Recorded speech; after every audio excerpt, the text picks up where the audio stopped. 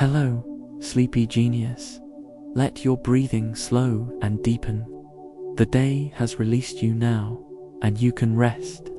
Tonight, we explore something extraordinary, a world that couldn't be but feels like it should have been. Close your eyes and imagine walking beside creatures that tower above you, a partnership written across millions of years.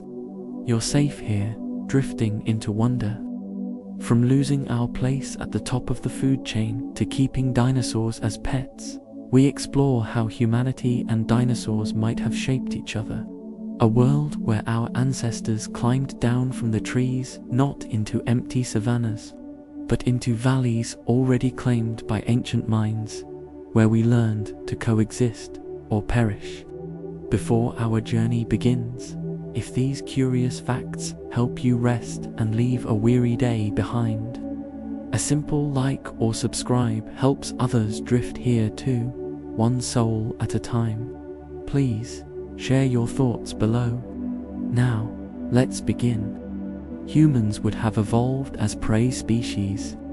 Imagine our ancestors emerging from the trees 2 million years ago into a world where every shadow might contain teeth, where survival meant never forgetting that larger, faster predators owned the landscape.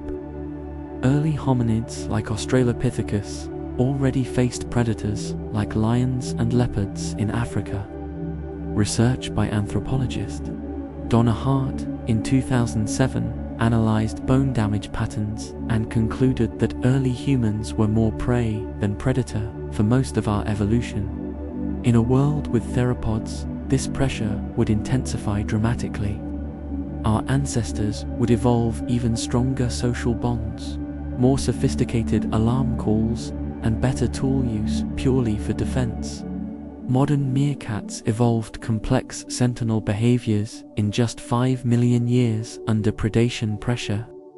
Human psychology itself would be different, our baseline anxiety higher, our risk assessment more conservative. To think that fear shapes minds as much as curiosity, that what hunts us determines who we become, that consciousness itself might be sharpened by the constant presence of danger. The first human weapons would be anti-dinosaur spears. Picture Homo erectus crafting 14-foot hardwood spears with fire-hardened tips specifically designed to penetrate thick dinosaur hide. Weapons that required coordinated groups to use effectively. Archaeological evidence shows humans used wooden spears 400,000 years ago at Scheveningen, Germany. Research by archaeologist Hartmut Thiem in 1997 showed these spears were sophisticated hunting weapons capable of taking down large game. Against dinosaurs, spears would need to be longer, heavier, stronger. Early humans would develop tactics for attacking legs to cripple larger theropods, or for defending camp perimeters against nocturnal predators. Groups of 20 humans with spears could potentially drive off or kill mid-sized dinosaurs through coordinated attacks. Modern human hunters in Indonesia take down wild boar using similar group tactics. This reminds us that technology begins with necessity, that every tool is an answer to a specific problem, that humans became human partly by learning to strike back at what threatened us.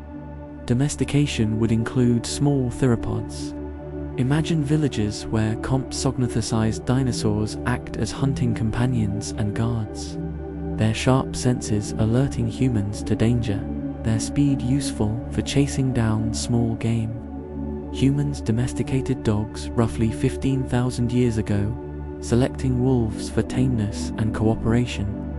Research by geneticist Bridget von Hold in 2010 showed that domestication changes behavior and even skull shape within just a few generations. Small theropods with the right temperament might be domesticated similarly. They would be faster than dogs, able to climb trees, and possess natural weapons in their claws. Humans might use them to hunt birds or rodents, or to provide early warning of approaching predators. Over thousands of years, Domestic theropods might develop diverse breeds, some for hunting, others for companionship, some bred for colorful feather displays. Modern foxes were domesticated experimentally in Russia in just 50 years. To think that companionship crosses taxonomic boundaries, that trust can form between any species when survival benefits both. That partnership is written not in similarity but in mutual advantage. Human settlements would be built vertically. Consider villages constructed in trees or on tall stilts, where humans sleep 20 feet above ground to avoid nocturnal predators, where rope bridges connect dwelling to dwelling. Many human cultures already build elevated structures for safety.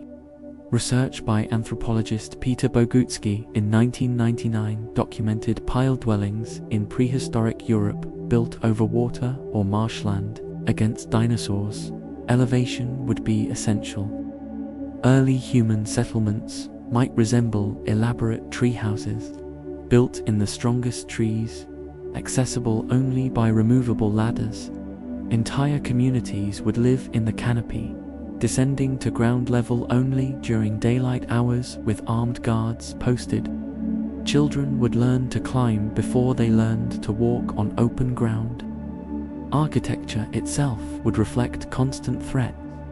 Modern orangutans build sleeping nests 20 meters high every night to avoid ground predators.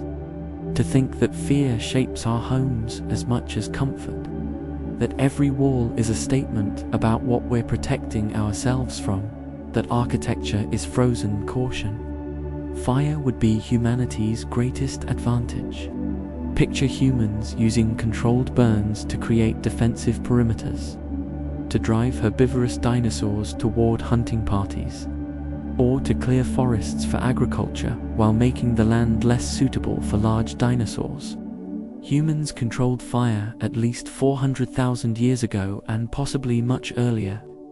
Research by archaeologist J.A.J. Golet in 2016 showed that fire use fundamentally changed human ecology, allowing cooking, warmth, and protection. Against dinosaurs, fire would be even more critical. Humans might carry torches constantly, maintaining communal fires that never go out. Fire could startle and repel most animals, giving small humans power over much larger creatures. Controlled burns would create landscapes favorable to human-friendly game while discouraging dinosaur habitation. Modern humans in Australia used fire to shape continental ecology for over 50,000 years. This reminds us that humans are uniquely powerful, not through strength, but through mastery of transformative forces. That fire made us dangerous despite our small size. That technology magnifies will into power. Language would include dinosaur-specific terminology. Imagine human languages containing dozens of words for different theropod gaits. Specific terms for dinosaur vocalizations that indicate hunting versus territorial behavior, grammatical structures that prioritize threat assessment. Language reflects what matters to speakers. Research by linguist Daniel Everett in 2005 showed that languages develop vocabulary and grammar suited to cultural needs. Humans living with dinosaurs would need precise terminology for species identification at distance, behavior prediction, and threat communication. Children would learn to distinguish a dozen different raw types before learning numbers. Verbs might have special forms indicating whether the subject is human-sized or dinosaur-sized. Stories would be filled with dinosaur characters. The neural structures supporting language might develop partly to enable rapid, precise danger communication. Modern Arctic peoples have multiple words for snow because snow matters. Dinosaur-age humans would have similar linguistic complexity around their most pressing concern. To think that language itself is shaped by environment, that what we need to say determines how we say it, that every word is evidence of what mattered to our ancestors. humans would hunt juveniles exclusively. Consider hunting parties targeting adolescent hadrosaurs or young ceratopsians, never attempting to kill adults, developing expertise in locating nests and taking eggs or hatchlings. Modern human hunters select prey based on risk-reward calculations. Research by anthropologist Kristen Hawkes in 1991 showed that optimal foraging theory predicts humans should target prey that maximizes calories while minimizing danger. Juvenile dinosaurs would provide substantial meat without the danger of confronting protective adults or animals large enough to kill humans easily. Humans would develop seasonal knowledge of nesting sites, timing hunts for when hatchlings are largest but not yet dangerous. This would affect dinosaur evolution, creating stronger selection pressure for parental guarding behaviors.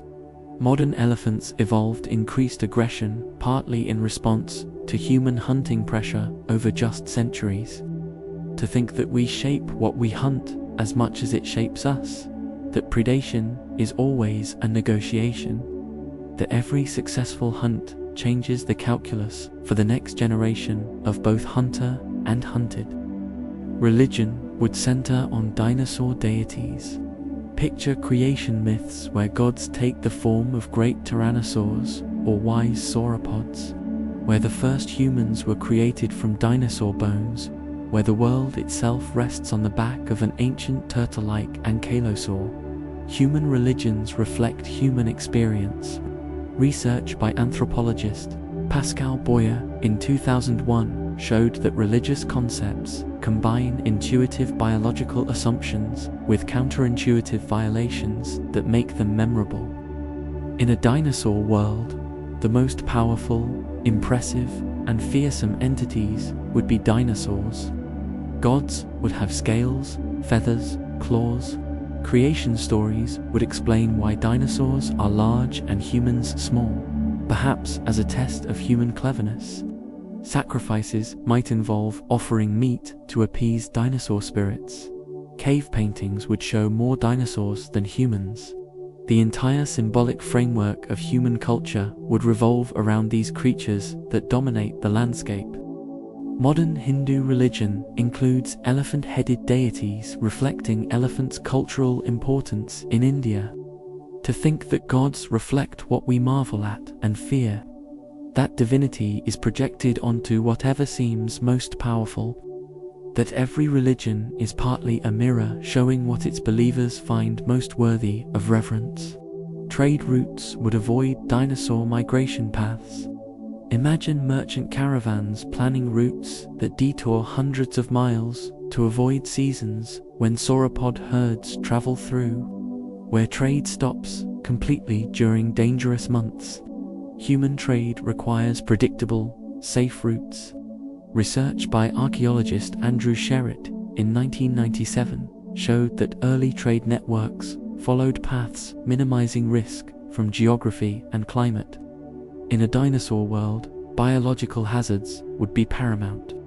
Some routes might only be passable in winter when cold-blooded dinosaurs are less active. Others might require paying guides who know safe passages through territories. Certain trade goods might be valued specifically because they come from dangerous regions few dare enter. Maps would mark dinosaur territories as carefully as mountains or deserts. The entire economic geography of this world would reflect biological rather than just physical obstacles. Modern shipping routes avoid hurricane seasons and pirate waters for similar reasons. To think that commerce flows like water, finding paths of least resistance, that every trade route is a negotiated truce with the dangers along the way. Human intelligence would be valued even more highly. Consider societies where the difference between smart and foolish means life and death, where clever individuals who can predict dinosaur behavior or invent better defenses are treated as treasures, where intelligence becomes the primary survival trait. Humans already evolved large brains, partly due to social complexity and environmental challenges. Research by anthropologist Robin Dunbar in 1998 proposed that human intelligence evolved to manage social relationships. Add constant predation pressure and the need to understand dinosaur behavior, and intelligence becomes even more crucial. Individuals who could read tracks, predict movements, or devise new hunting strategies would have more offspring.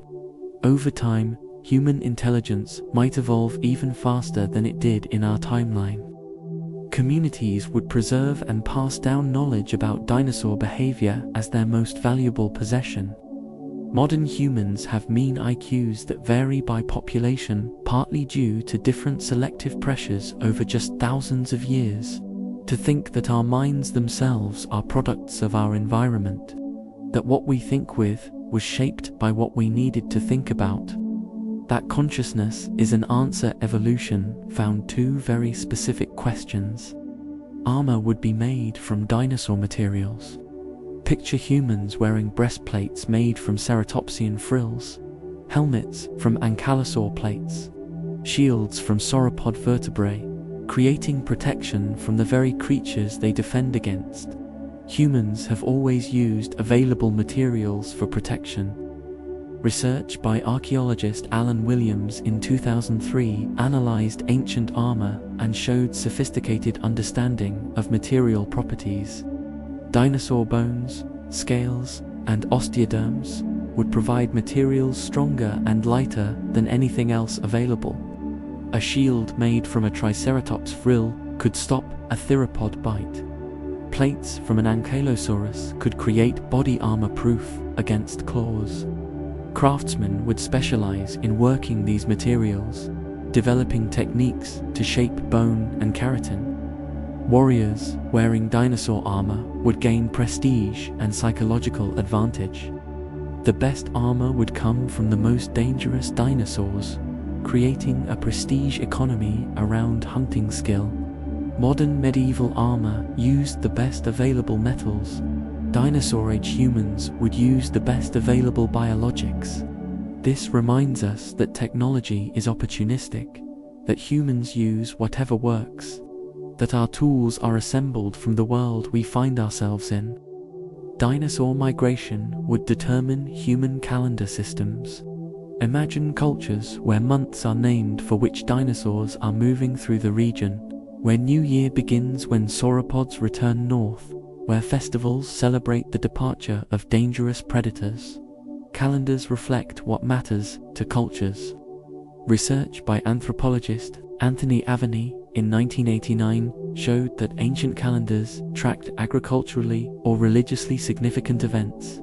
In a dinosaur world, tracking when specific species migrate would be critical. Farmers would plant after herbivore herds pass through. Hunters would prepare for seasons when young dinosaurs are vulnerable. Entire cultures would structure their year around dinosaur movements rather than or in addition to solar cycles. Some cultures might develop complex astronomical biological calendars, tracking both celestial and terrestrial patterns. Month names would be things like moon of the ceratopsian crossing, or time when the theropods sleep. Modern Inuit cultures track seasons partly by animal behavior for similar reasons. To think that how we measure time reflects what we measure it for, that calendars are tools shaped by needs, that every culture counts time according to what matters most for survival. Human mythology would explain the size disparity. Picture stories where humans were once as large as dinosaurs but shrank as punishment for pride. Or tales where dinosaurs were granted size because they earned it through service to the gods. Narratives that help humans accept their physical inferiority. Myths serve psychological functions, helping cultures make sense of their world. Research by mythologist Joseph Campbell in 1949 showed that myths often explain why things are the way they are. Humans living among creatures 50 times their size would need stories to process this reality. Some myths might emphasize that small size is actually a gift, allowing quickness and cleverness. Others might promise that humans will grow large again in an afterlife or future age. Myths would validate human worth despite obvious physical disadvantage. Creation stories would need to address why gods made such unequal creatures. Modern myths often involve humans as underdogs overcoming larger foes, reflecting psychological needs. To think that stories are tools we use to survive reality. That mythology is how we make bearable what we cannot change, that every culture tells itself the stories it needs to hear. Humans would never develop large-scale agriculture. Consider small, hidden gardens instead of vast fields, because large cleared areas would attract herbivorous dinosaurs in unstoppable numbers, making traditional farming impossible. Agriculture requires defending crops from pests. Research by archaeologist Melinda Zeder in 2011 showed that agriculture succeeds when humans can protect crops from animals that would eat them. Against herds of hundreds of hadrosaurs or sauropods, no fence would work. Humans might practice small-scale horticulture in clearings too small for large dinosaurs to bother with, or in elevated platforms, or in caves. Population density would remain low without agriculture to support large populations. Humans might remain primarily hunter-gatherers, with supplementary gardening, never developing the food surpluses that allowed civilization in our timeline. Modern, shifting cultivation in rainforests shows humans can practice small-scale, sustainable farming indefinitely. To think that civilization itself requires specific conditions, that without agriculture we would remain small bands, that what we eat determines how we organize, that farming made possible everything we consider human achievement. Communication between species would be attempted. Imagine human researchers spending lifetimes learning to interpret dinosaur vocalizations, trying to communicate warnings or negotiations, seeking to establish understanding between intelligent humans and potentially intelligent dinosaurs. Humans communicate with domesticated animals already, and research with primates and cetaceans shows interspecies communication is possible. Work by psychologist Francine Patterson in the 1970s taught gorillas sign language. If some dinosaurs possessed near-human intelligence, humans would certainly attempt communication. Early efforts might use visual signals, sounds, or food rewards. Some humans might specialize as dinosaur negotiators, learning to interpret behaviors and perhaps establish basic trade or territorial agreements with intelligent species.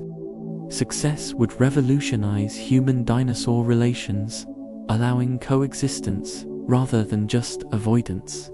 Even partial communication would offer enormous advantages, warning of approaching threats or negotiating safe passage. This reminds us that intelligence seeks other intelligence, that consciousness is lonely and looks for mirrors, that understanding always offers more options than ignorance. Childbirth would become even more dangerous. Picture human mothers giving birth in fortified structures with guards posted, where silence is maintained for days afterward because infant cries could attract predators from miles away. Human childbirth is already risky compared to other primates due to our large heads and narrow pelvises. Research by anthropologist Wenda Trevathan in 1987 showed that human birth evolved as a social event requiring assistance. In a dinosaur world, this vulnerability would intensify. Communities would develop elaborate birth protocols, scouts checking surroundings, multiple escape routes prepared, herbs to quiet newborns if needed. Infant mortality would be even higher than in our early history. Mothers might spend weeks in hiding after birth, unable to move until babies could travel quietly. Some cultures might develop underground birthing chambers or island refuges. The entire social structure around reproduction would reflect this extreme vulnerability. Modern prey animals, like gazelles, give birth quickly and have mobile young within hours. Humans lack these adaptations. To think that our most intimate moments are shaped by our place in the food chain, that even bringing new life into the world is negotiated with predators, that every birth is an act of defiance against a hostile world. Music would incorporate dinosaur sounds. Imagine human instruments designed to mimic hadrosaur calls, drums that replicate the footsteps of approaching sauropods, flutes that imitate raptor whistles, creating music that tells stories of the creatures that dominate existence. Music reflects cultural experience and environment. Research by musicologist Bruno Nettel in 2005 showed that musical traditions incorporate sounds from surrounding ecosystems. In a dinosaur world, the most prominent sounds would be dinosaurian. Shamans might learn to reproduce theropod roars in ceremonies. Children's songs would teach dinosaur call recognition. War music might use intimidating dinosaur vocalizations to frighten enemies. Some music might serve practical purposes, using sounds that repel certain species or calm others. Instruments would be crafted from dinosaur bones, creating timbres unique to this world. Modern Australian Aboriginal music incorporates didgeridoo sounds, mimicking animal calls. To think that music carries the voice of our environment, that every melody is informed by what we hear daily, that art is always in conversation with the world that surrounds it, even when that world has teeth. Marriage rituals would test courage. Consider cultures where proving oneself worthy of marriage requires retrieving something from dinosaur territory, killing a small theropod, or surviving a night alone in dangerous lands. Rite of passage ceremonies mark transitions to adulthood in most human cultures. Research by anthropologist Arnold van Gennep in 1909 identified common patterns in initiation rituals involving separation, testing, and return.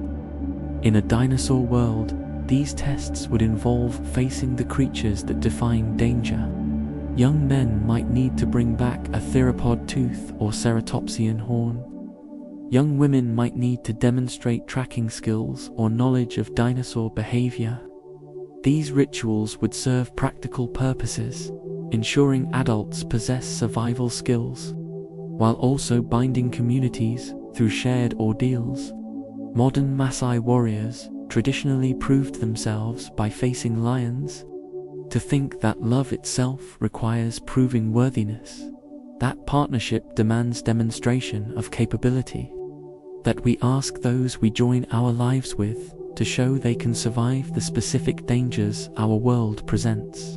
Cities would never exceed small town sizes. Picture the largest human settlements containing perhaps a few thousand people maximum, because concentrating more humans in one place would attract too many predators and exhaust nearby game without the surplus that agriculture provides. City formation requires food surplus, typically from agriculture, and defensible locations. Research by archaeologist Kent Flannery in 1972 analyzed the origins of cities and found they required reliable food sources and protection. Without large-scale agriculture and with constant predation pressure, humans couldn't concentrate in large numbers. Settlements would remain small, mobile, and dispersed. Trade would be limited by travel dangers. Specialized craftsmen would be rare because populations couldn't support them. Technology would advance more slowly without urban centers concentrating knowledge and innovation. Human population might never exceed a few million globally. Modern hunter-gatherer populations stabilize at low densities determined by resource availability and mobility needs. To think that civilization requires specific conditions, that the pyramids and libraries and universities all depend on farmers producing more food than they eat, that cities themselves are luxuries bought with surplus.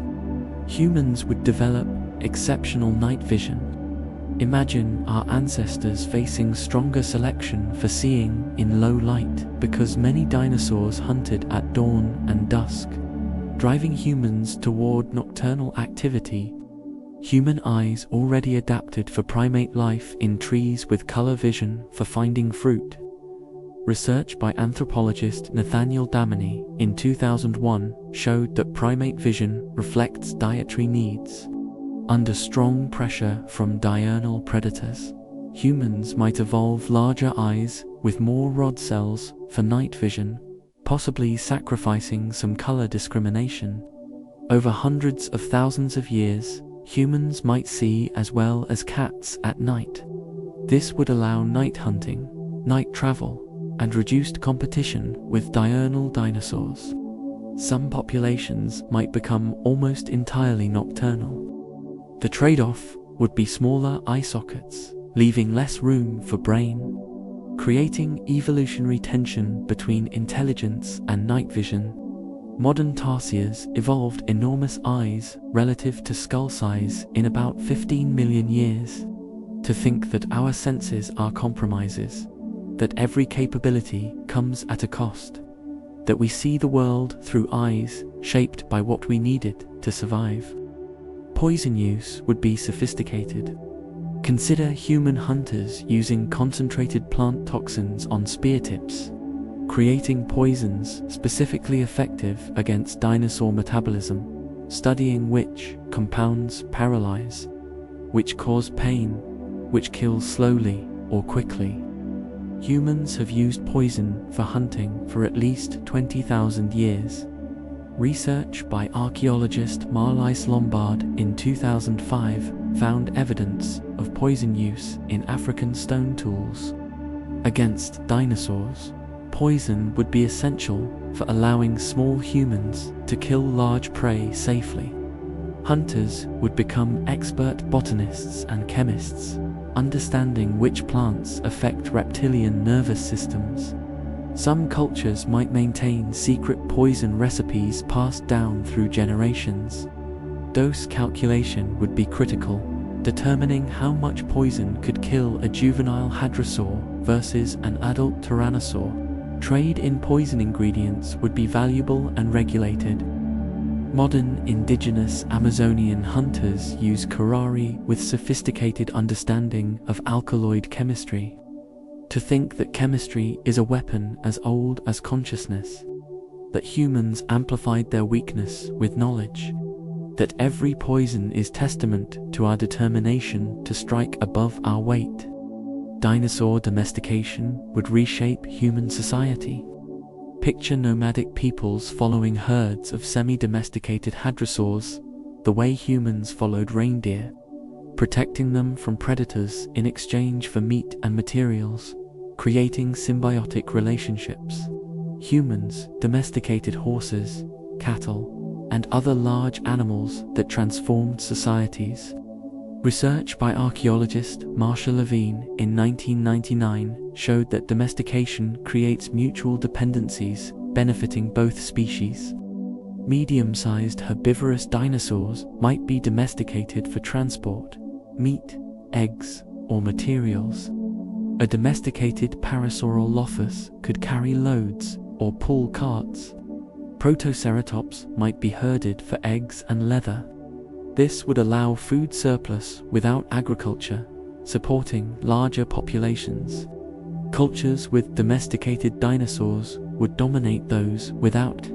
Entire civilizations might be built on dinosaur herding. The animals would evolve under human selection, becoming tamer and more useful. Modern domestication of cattle required only about 10,000 years to produce dramatic changes. To think that partnership can form between any species given time and mutual benefit, that domestication is evolution guided by relationship, that civilization might be built on scales instead of fur. Human physical evolution would differ dramatically. Imagine humans evolving to be even smaller for hiding in tight spaces, or developing faster reflexes, stronger legs for running and climbing, or more efficient metabolisms for surviving on less food during times when foraging is too dangerous.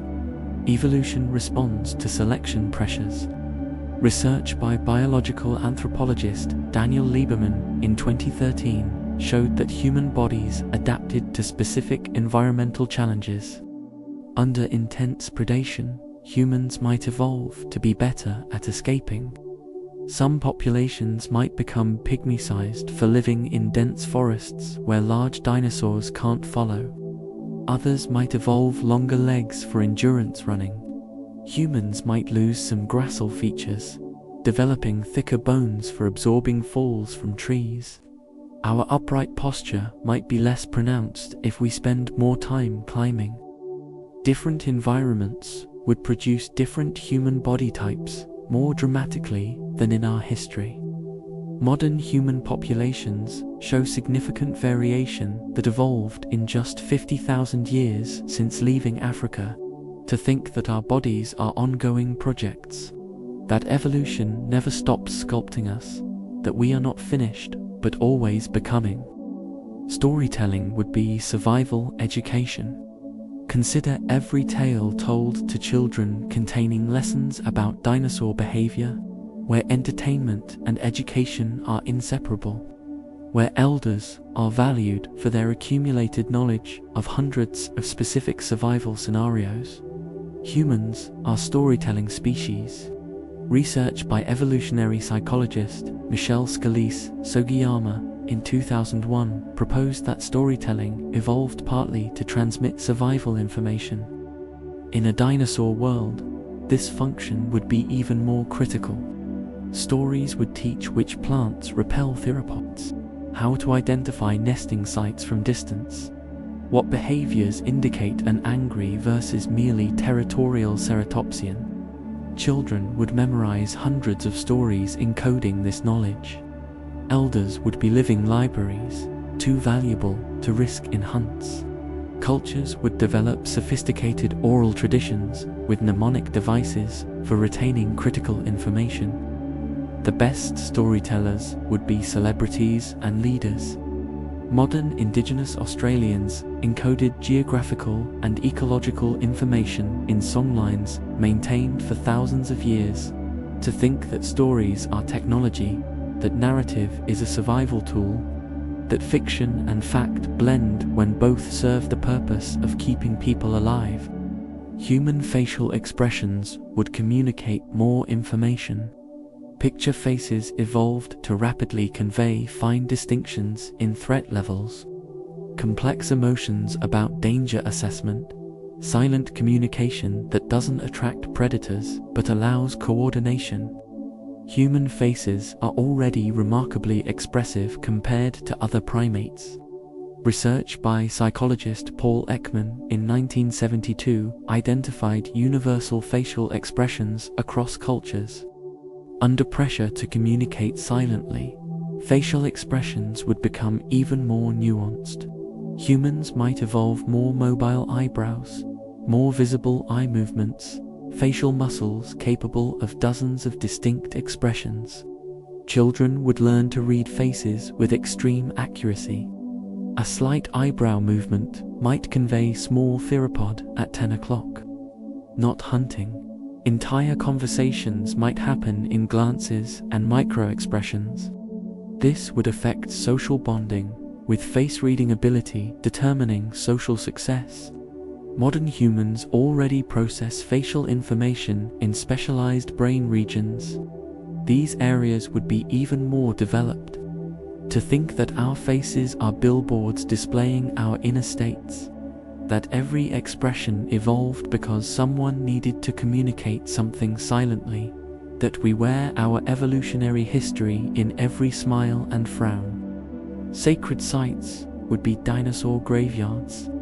Imagine pilgrimage destinations where ancient bones accumulate, places considered holy because they hold the remains of Earth's true masters. where humans come to pray for protection or give thanks for survival. Humans create sacred spaces reflecting cultural values. Research by archaeologist Bruce Trigger in 1989 showed that sacred sites often mark important natural features. In a dinosaur world, places where dinosaurs go to die would be invested with spiritual significance. These boneyards would be museums, temples, and treasure troves of materials. Priests might read meaning in bone arrangements. Certain bones might be relics with protective powers. Pilgrimages might be dangerous journeys, proving devotion. The bones themselves would be valuable for tools and trade. Some cultures might believe dinosaur spirits dwell in these places. Modern elephant graveyards, though largely mythical, show human fascination with animal death sites. To think that death creates sacred geography, that where things end becomes meaningful to those who survive, that we sanctify the places that remind us of mortality and power. Where the prediction would focus on dinosaur behavior, consider meteorologists who are actually dinosaur behavior experts. Cultures where reading upcoming storms means watching how sauropods position themselves or noticing when small theropods seek shelter. Animals often sense weather changes before humans. Research by biologist William Rowland in 1985 documented animals responding to barometric pressure changes before storms. In a dinosaur world, humans would learn to read these signals. If hadrosaurs move to high ground, floods are coming. If pterosaurs fly inland in large numbers, a hurricane approaches. When predators behave strangely, temperature shifts are imminent. This knowledge would be as valuable as understanding clouds and wind. Whether shamans would observe dinosaur behavior, issuing warnings based on what they see. This would blur the line between ecology and meteorology. Modern farmers worldwide watch animal behavior for weather prediction. To think that other species read Earth's signals better than we do, that we can borrow their senses by watching their responses. That knowledge comes not just from understanding nature directly, but from understanding other creatures who understand nature. Human lifespan would be shorter. Picture life expectancies around 30 years because constant danger, stress, and occasional predation thin populations. Where reaching 40 is considered old age and survival to 50 is almost unknown. Modern human lifespan increased dramatically with agriculture, medicine, and safety. Research by demographer James Vopel in 2010 showed that historical human populations had life expectancies around 30 years. Add constant predation pressure and it would drop further. Many humans would die young to accidents, predation, or stress-related illness.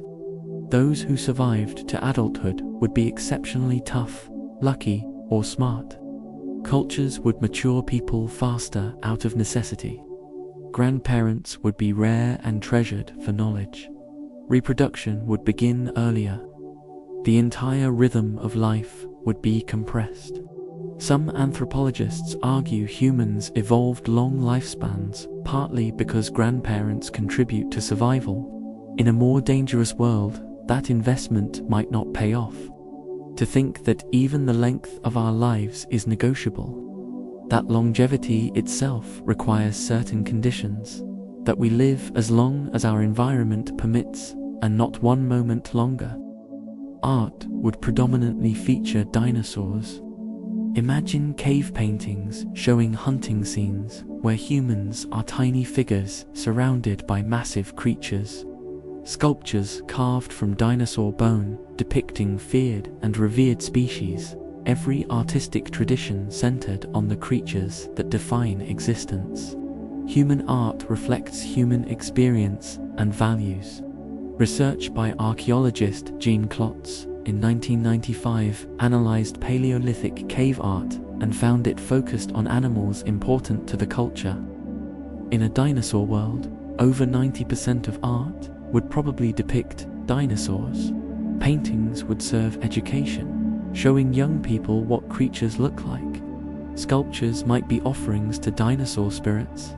Jewelry made from dinosaur teeth or claws would indicate status.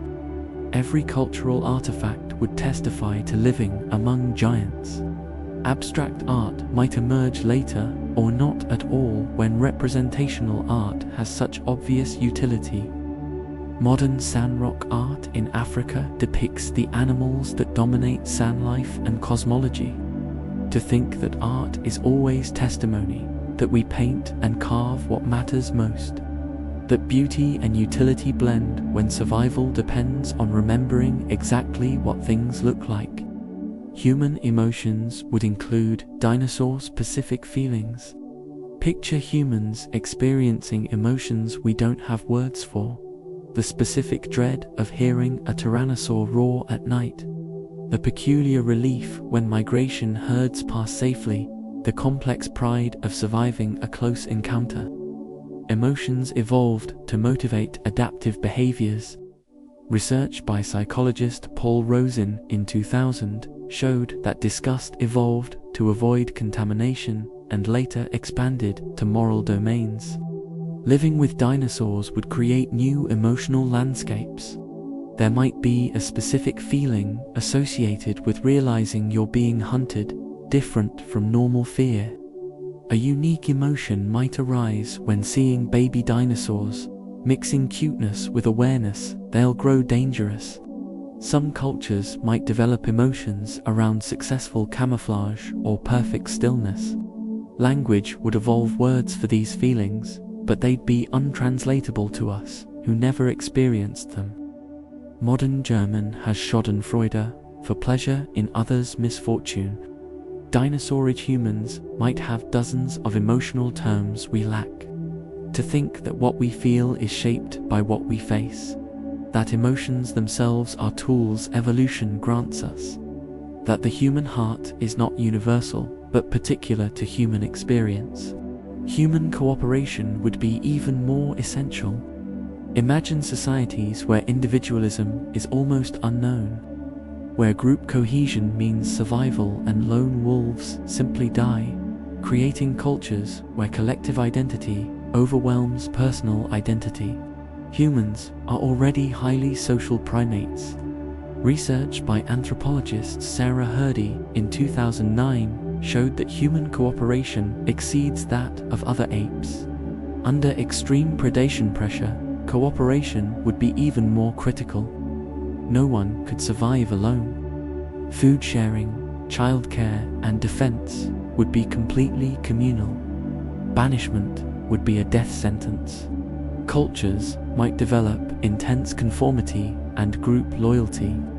Individual rights would be subordinate to group survival. Heroes would be those who sacrificed for others, not those who achieved personal glory. Every decision would be collective. Modern studies of survival situations show that groups with strong cohesion survive better than those with internal conflict. To think that our social nature has depths we've barely explored, that we could be even more cooperative if circumstances demanded it. That the self itself is a luxury purchased with safety. Sleep would happen in shifts. Consider communities where some people always remain awake, where true rest is only possible because others watch, where sleep is a communal activity requiring coordination and trust. Many animals sleep in shifts to maintain vigilance. Research by neuroscientist Jerome Siegel in 2005 showed that dolphins and some birds sleep with half their brain at a time. Humans lack this ability, but could achieve similar protection socially. Families or bands would develop sleep schedules, ensuring constant watchfulness. Deep sleep would only be possible surrounded by guards. Some individuals might specialize as night watchers, sleeping during safer daylight hours. Sleep deprivation would be a constant challenge. Cultures would develop stimulants and sophisticated understanding of managing alertness. The very experience of sleeping would be different. never fully relaxed, always slightly aware.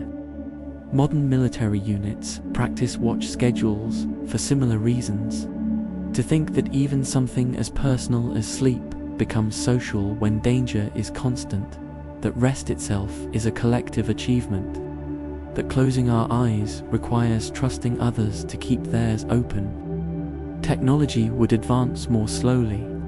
Picture human innovation constrained because experimentation is dangerous, because gathering materials requires risk, because trial and error is costly when errors attract predators, slowing the pace of discovery by thousands of years. Human technological progress requires safety for experimentation. Research by archaeologist Stephen Kuhn in 2004 showed that innovation rates increase when populations are dense and connected, allowing idea exchange. In a dinosaur world, populations would remain sparse and isolated. Experimentation with fire might attract attention. Testing new weapons means exposure. Metallurgy would require dangerous mining and smelting operations. Knowledge would be lost when isolated groups perish. Some innovations might never occur because the necessary experimentation is too risky. Writing might develop later because permanent settlements where records are kept would be harder to maintain. Modern technological acceleration required agricultural surplus and safe cities where specialists could work. To think that progress itself requires peace, that innovation is a luxury bought with security, that every invention carries the invisible cost of all the safety required to create it.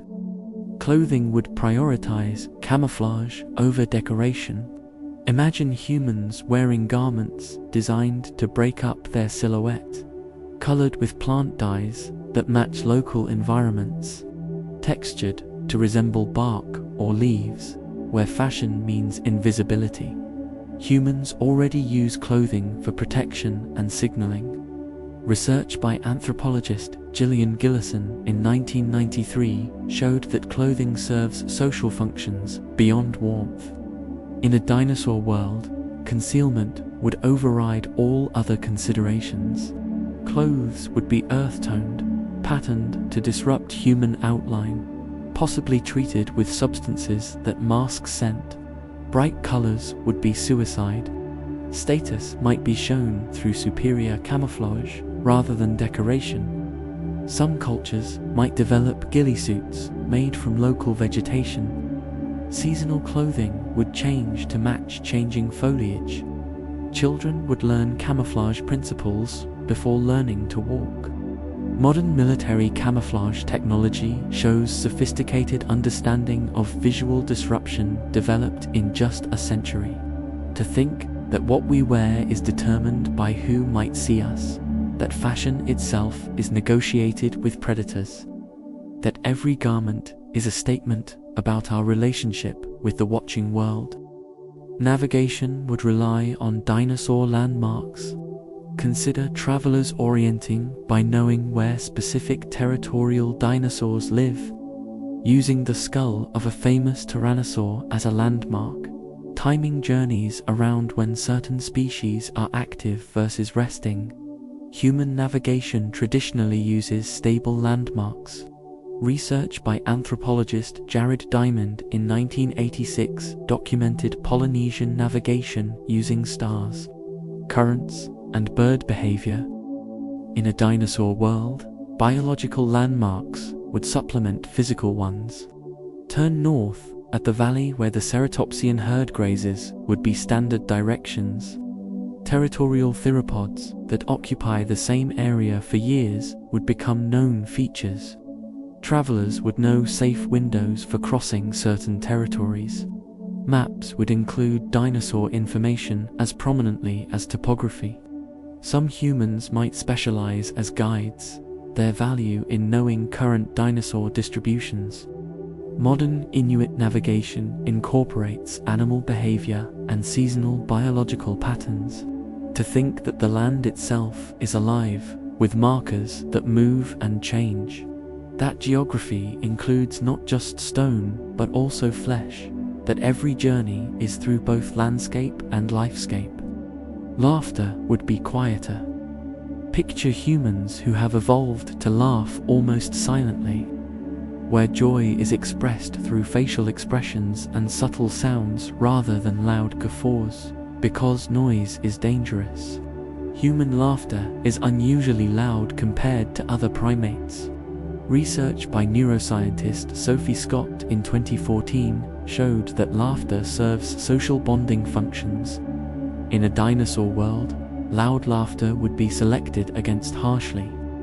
Over thousands of generations, humans might evolve quieter laughter or suppress it culturally so strongly it becomes instinctive. Joy would still exist, but expressed differently, perhaps through touch or visual signals. Some cultures might develop silent laughter like deaf communities do. The loss would be profound. Laughter's contagion and community building power reduced. Children might need to be taught not to laugh loudly the way modern children are taught not to run into streets. Modern libraries and churches show humans can culturally suppress noise when needed. To think that even our joy must negotiate with danger, that happiness itself has a volume determined by who might hear it, that evolution silences whatever threatens survival, even pleasure. Burial practices would be minimal. Imagine quick, shallow graves, or even leaving bodies where they fall because elaborate burial attracts scavengers, and the time spent on ceremony risks the living, creating cultures where death is acknowledged but not dwelt upon. Humans typically invest heavily in death rituals. Research by archaeologist Paul Pettit in 2011 showed that even Neanderthals buried their dead with care. In a dinosaur world, this luxury might not exist. Bodies might be quickly hidden to avoid attracting predators. Graves would be shallow and unmarked to prevent scavengers from digging. Some cultures might practice tree burial, placing bodies on platforms out of reach. Others might burn bodies despite the risk of fire attracting attention. Grief would need to be brief. Extended mourning endangers the grieving. The dead would fade from memory faster. Ancestor worship might be limited or absent. Modern war zones show how death rituals compress under danger. To think that how we treat our dead reflects how much safety we have, that ceremony requires peace, that honoring the past is a privilege of those who can afford to think beyond immediate survival. Pregnancy would be carefully timed. Consider women trying to avoid giving birth during dangerous seasons, using knowledge of plant-based contraceptives to time pregnancies for safer periods, creating elaborate calculations around dinosaur migration patterns. Human reproduction is already subject to cultural timing. Research by anthropologist Beverly Strassman in 1997 showed that women in traditional societies time births seasonally. In a dinosaur world, timing would be even more critical. Babies born during migration seasons would have lower survival rates.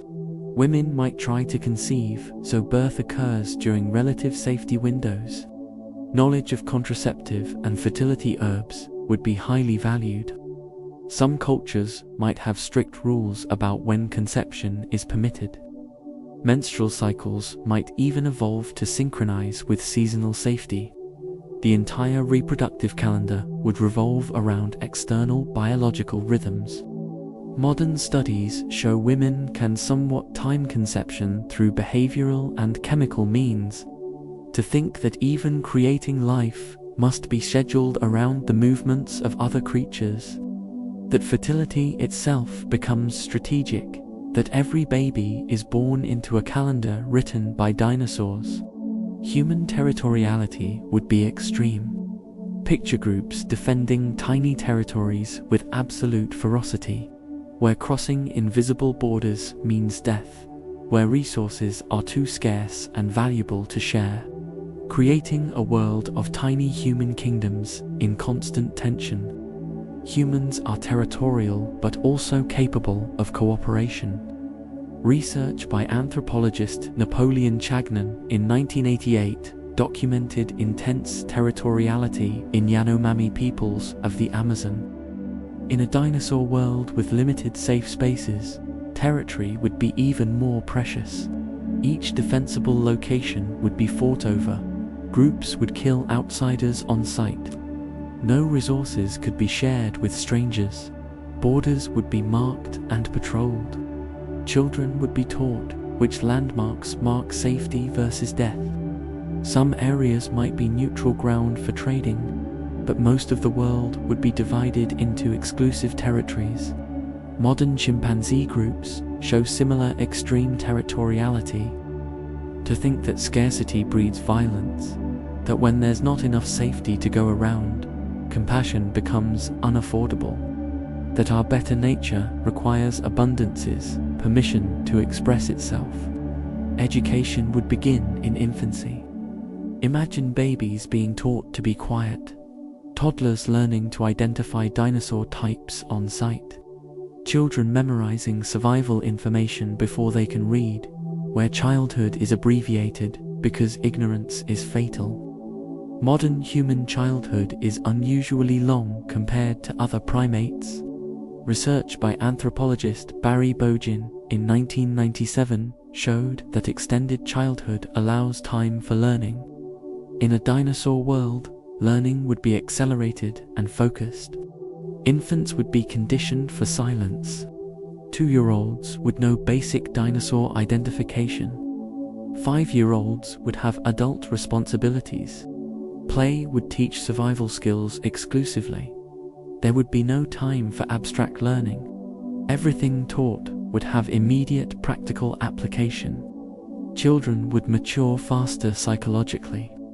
Adolescence might not exist as a distinct phase. Modern children in dangerous environments do show accelerated maturation. To think that childhood itself is a luxury, that play is only possible when survival is assured, that we give our children years of freedom only because we can afford to, that innocence requires protection we might not always have. Human voices would be naturally quieter. Picture people whose vocal cords evolved to produce softer sounds, where even normal conversation is barely above a whisper, where shouting is physiologically difficult because loud voices were selected against for millennia. Human voice volume is partly cultural, partly anatomical. Research by phonetician Peter Ladefoged in 1996 showed that voice production involves complex anatomical structures. Under strong selection pressure, humans might evolve smaller vocal cords, less powerful lungs for speech, or neurological changes, reducing default volume. Speaking would always be soft. Teaching children volume control would be unnecessary. They'd naturally speak quietly. Deaf individuals would be even more valued for sign language knowledge. Sound itself would be rationed. Some cultures might develop elaborate sign languages as primary communication. Modern Trappist monks who take vows of silence show humans can adapt to minimal verbal communication. To think that even our voices carry evolutionary history, that volume itself is negotiable, that we speak as loudly or softly as our world permits, that every word carries the weight of who might overhear it. Stargazing would be limited.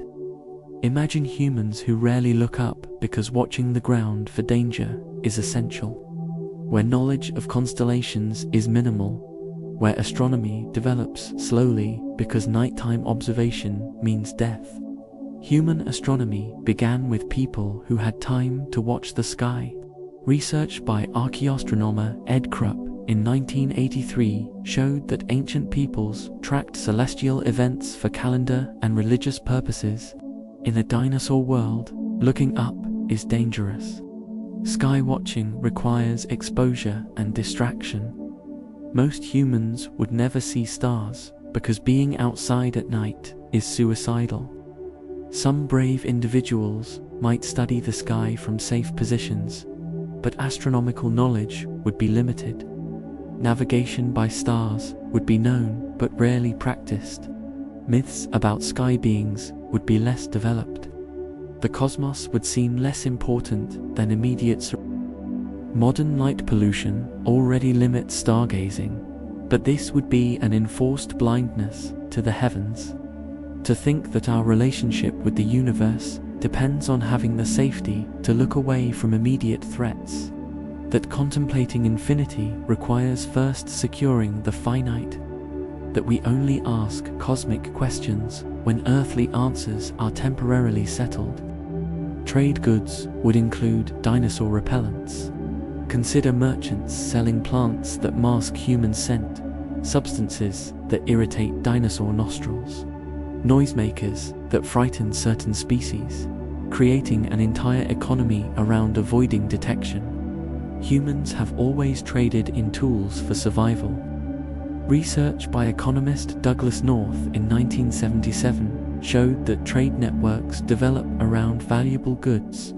In a dinosaur world, anything that increases safety would be extremely valuable.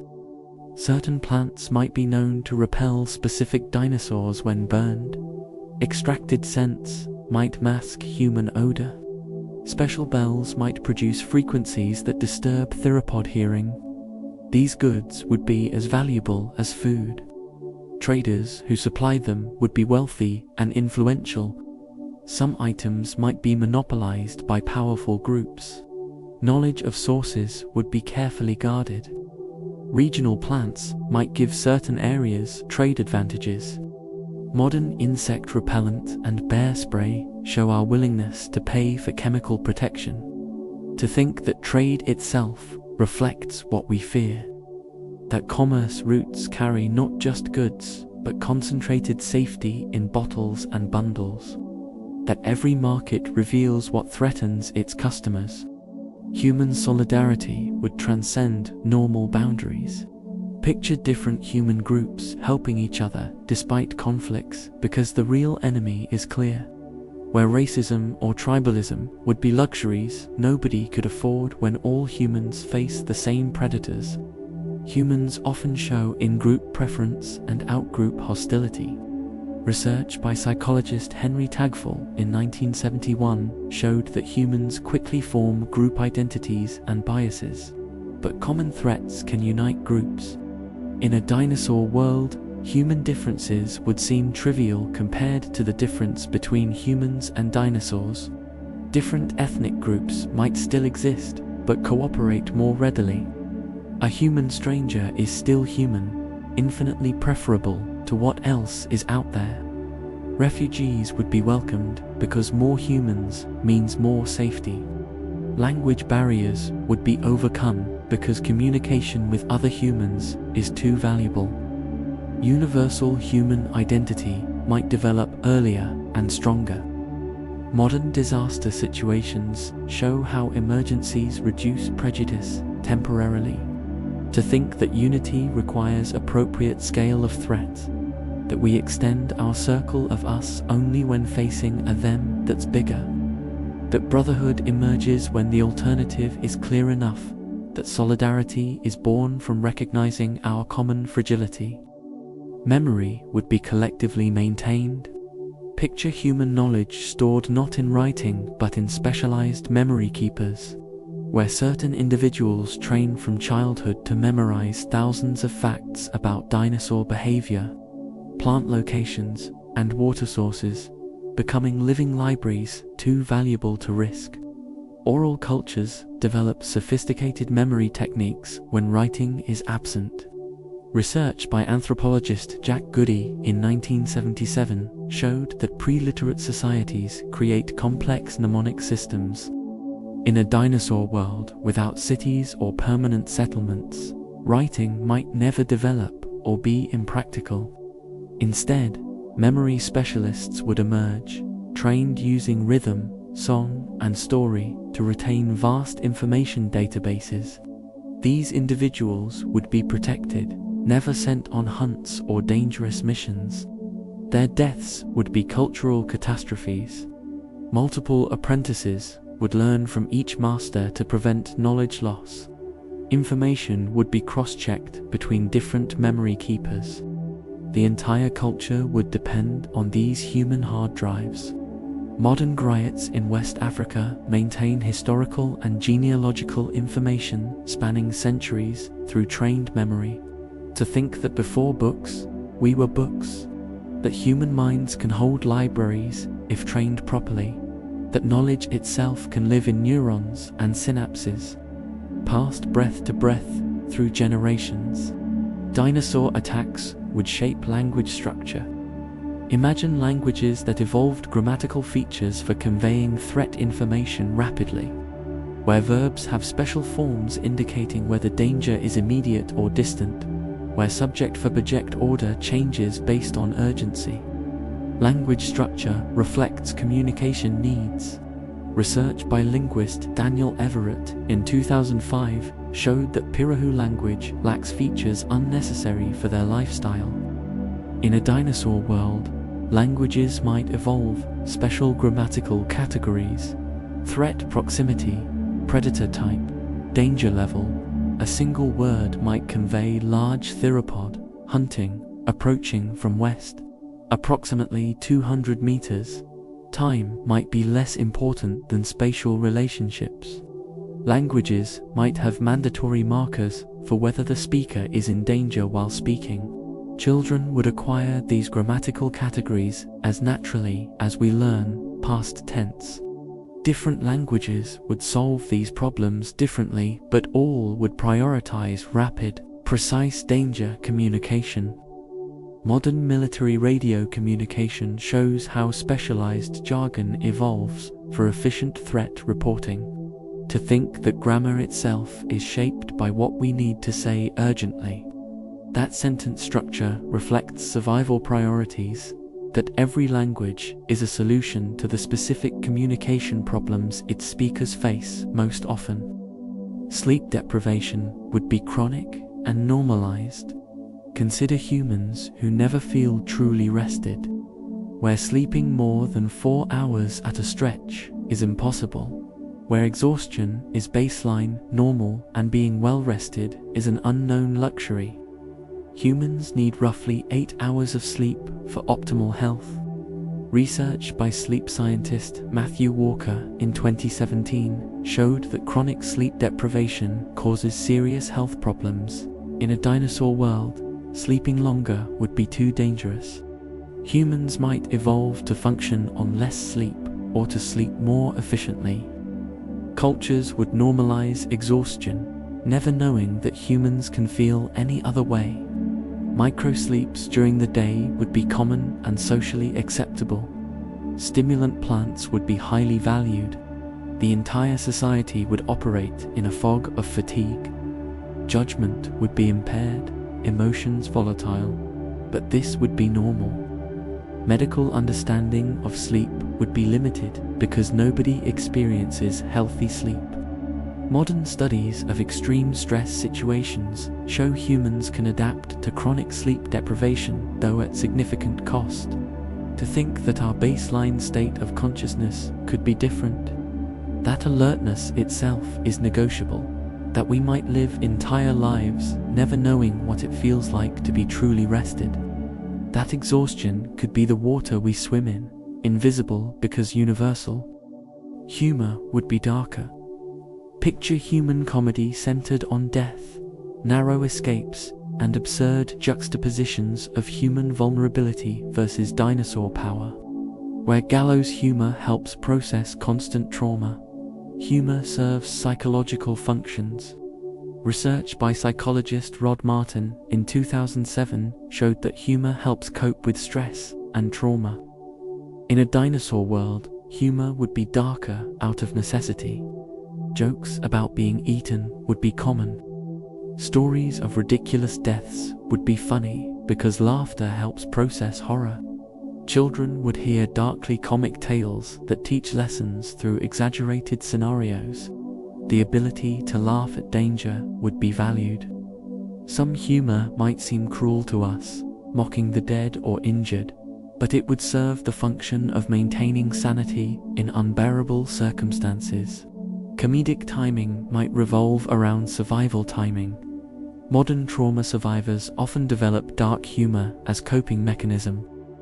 To think that laughter is how we digest horror, that jokes are how we metabolize experiences too terrible to simply endure, that humor is a technology for survival as much as spears, that sometimes we laugh or we break. Children would be communal by necessity. Imagine societies where every adult cares for every child, where biological parenthood matters less than group survival, where orphans are instantly adopted because every child represents humanity's future. Human children varies culturally, but most societies show some nuclear family structure. Research by anthropologist Sarah Hrdy in 2009 showed that humans evolved as cooperative breeders with alloparenting. In a dinosaur world, this would be extreme. Children would have dozens of parent figures.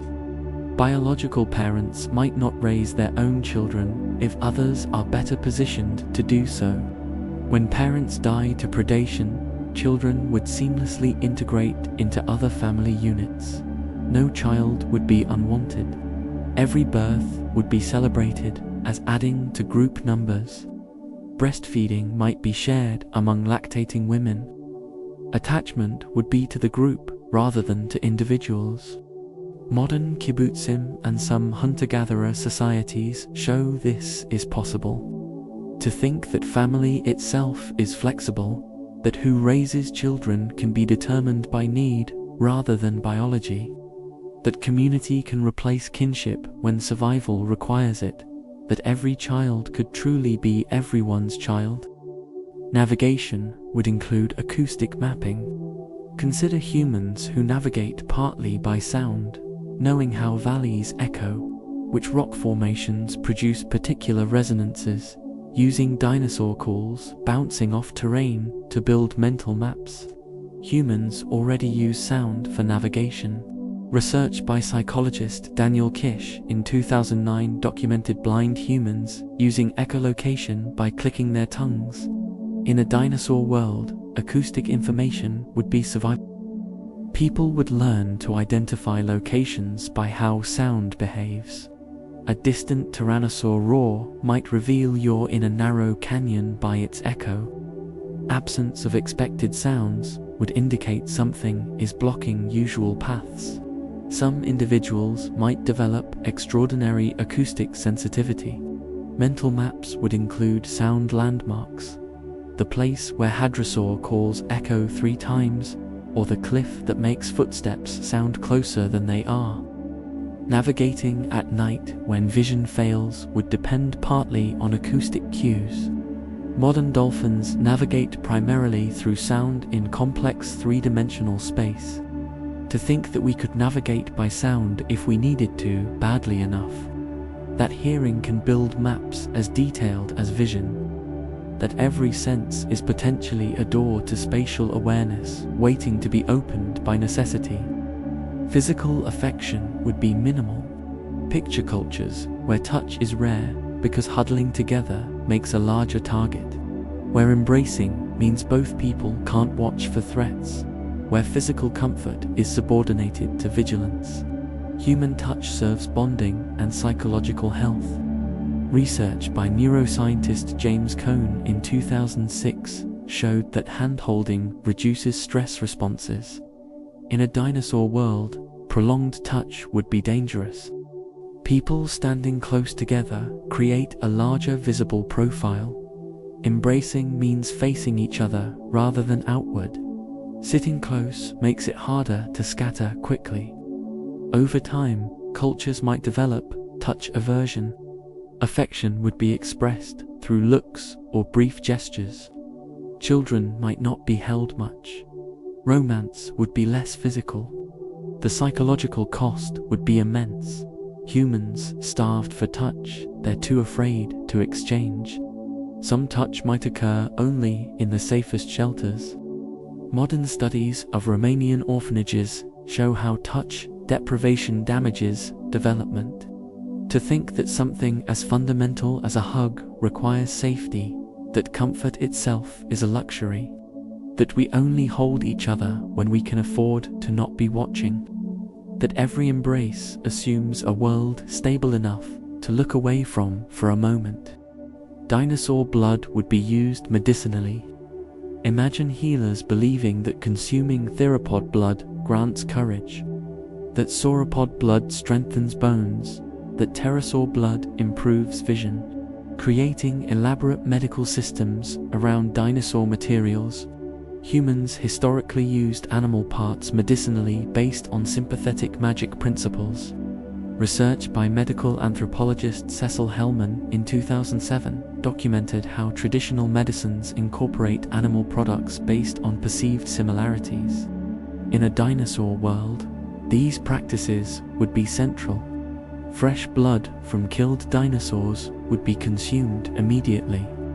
Dried blood might be stored for medicine. Different species would be valued for different ailments. A market would exist for dinosaur body parts.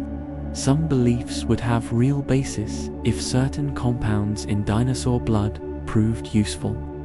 Hunters would need to know which organs and fluids to harvest. Healers would be expert in dinosaur anatomy. Modern traditional Chinese medicine's use of tiger bone and rhinoceros horn shows humans readily incorporate rare animal materials into medical systems.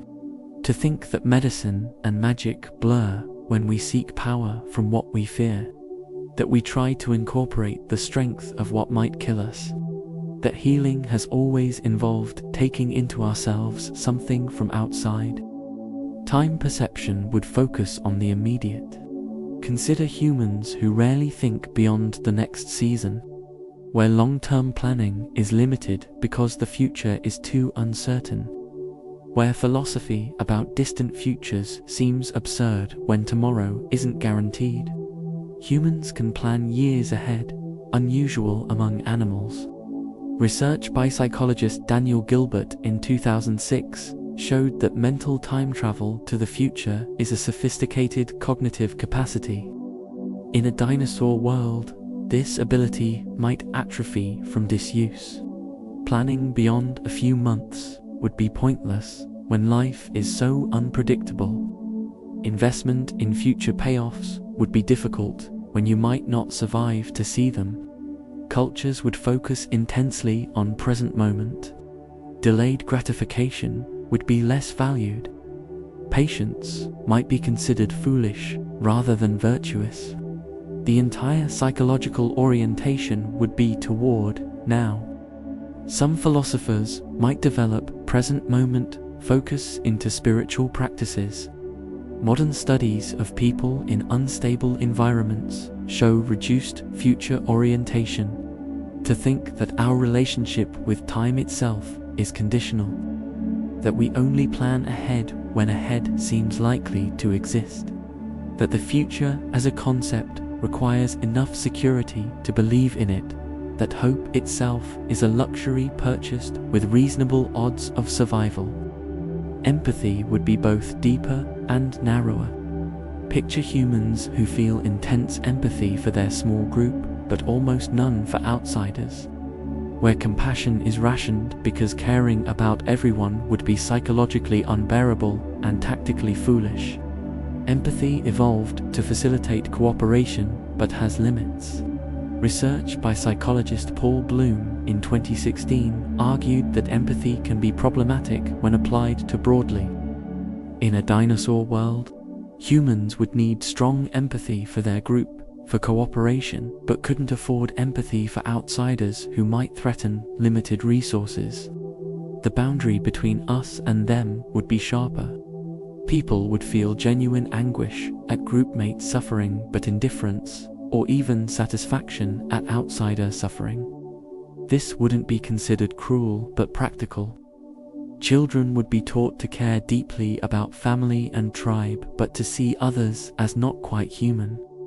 The psychological splitting would be extreme but necessary. Modern research shows people easily dehumanize outgroups when resource competition is intense. To think that love itself has boundaries that the heart has only so much room and danger determines who gets in, that compassion can coexist with callousness because both serve survival, just toward different people. Dreams would be dominated by dinosaurs. Imagine humans whose nightmares are always variations on being hunted, whose rare pleasant dreams still include dinosaurs in the background, where the unconscious mind processes constant threat even during sleep. Dreams reflect waking concerns. Research by neuroscientist Rosalind Cartwright in 2010 showed that dreams help process emotional experiences. In a dinosaur world, dreams would obsessively feature the source of constant anxiety. Children would have dinosaur nightmares before they can speak. Adults would dream of being chased, of hiding, of watching others be killed. Even erotic or pleasant dreams would include threat elements. The collective unconscious would be shaped entirely by dinosaur presence. Dream interpretation would focus on dinosaur symbolism. Certain dreams might be considered prophetic warnings. Sleep would offer no escape from waking reality. Modern PTSD shows how trauma dominates dream content. Here the trauma would be continuous and shared. To think that even our sleeping minds can't rest, that unconsciousness itself is colonized by what threatens us, that we never fully escape what hunts us, that our dreams would reflect a world where vigilance is all. Aging would be viewed differently. Consider elders rare enough to be almost mythical, where reaching 50 seems like magic, where old age is seen as either divine blessing or suspicious luck, perhaps even supernatural. In high mortality environments, few people age.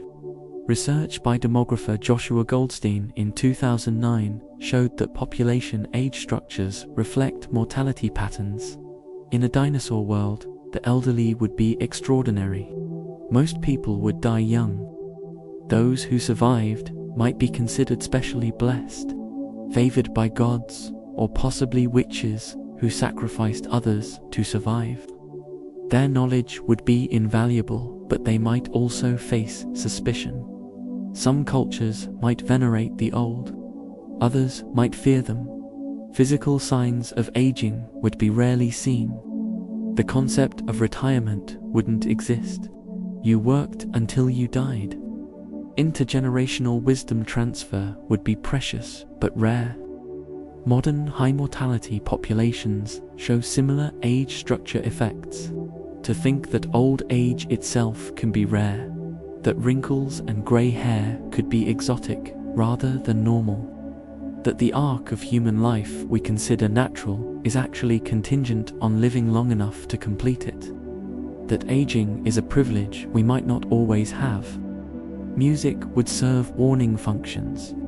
Picture songs that evolved partly as alarm systems, where certain melodies mean specific threats, where rhythm and pitch convey information faster than speech, where every child knows the Tyrannosaur song versus the Ceratopsian song. Music in many cultures serves functional purposes. Research by ethnomusicologist Bruno Nettel in 2005 documented work songs and ceremonial music worldwide. In a dinosaur world, music would include danger songs. Specific melodies would signal specific threats, carrying across distances. Rhythm patterns might indicate threat proximity or direction. Children would learn these songs before language. Musicians would be safety officers. Some songs might calm certain dinosaurs, others might repel them. Battle songs would intimidate predators through sound. The entire musical tradition would be intertwined with survival. Modern bird alarm calls show how sound can efficiently encode threat information. To think that music and warning blur, that melody itself can mean danger, that what we sing can be what saves us, that every note might matter more than beauty, that songs can be shields as much as celebrations, that rhythm itself is a technology. Privacy would be completely absent.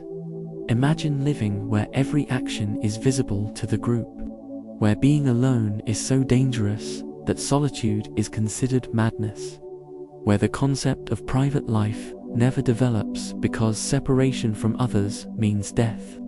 Humans value privacy to varying degrees across cultures. Research by anthropologist Edward Hall in 1966 showed that personal space needs vary culturally but exist universally. In a dinosaur world, privacy would be impossible and undesirable. People would eat, sleep, mate, and defecate in full view of others. Walls would be minimal because they block escape routes and sightlines. The very idea of wanting to be alone would seem suicidal. No one would understand the desire for solitude.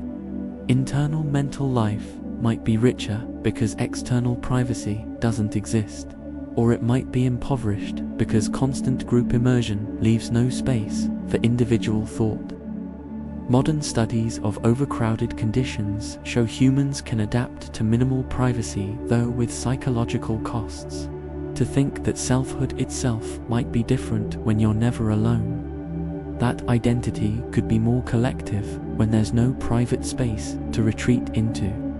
That we only discover who we are individually when we can sometimes step away from everyone else. Eyewitness accounts would be treated as sacred. Consider cultures where describing what you saw is the most important communication, where lying about dinosaur sightings is the worst possible crime, where memory training focuses on accurate observation reporting.